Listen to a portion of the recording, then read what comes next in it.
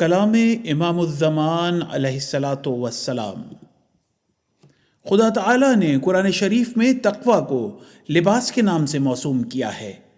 چنانچہ لباس التقوی قرآن شریف کا لفظ ہے۔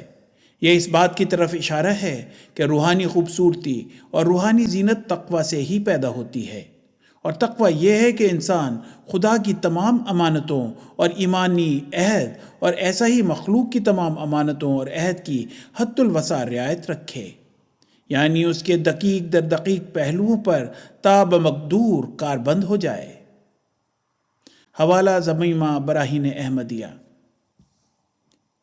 انسان کی پیدائش میں دو قسم کے حسن ہیں، ایک حسن معاملہ، اور وہ یہ کہ انسان خدا تعالیٰ کی تمام امانتوں اور عہد کے ادا کرنے میں یہ رعایت رکھے کہ کوئی امر حد الوسع ان کے متعلق فوت نہ ہو، جیسا کہ خدا تعالیٰ کے کلام میں راعون کا لفظ اسی طرف اشارہ کرتا ہے۔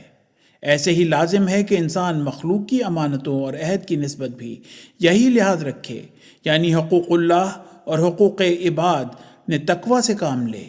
یہ حسن معاملہ ہے، یا یوں کہو کہ روحانی خوبصورتی ہے۔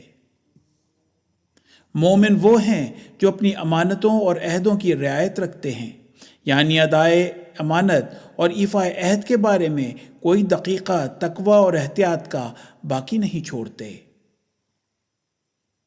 ضمیمہ براہین احمدیہ۔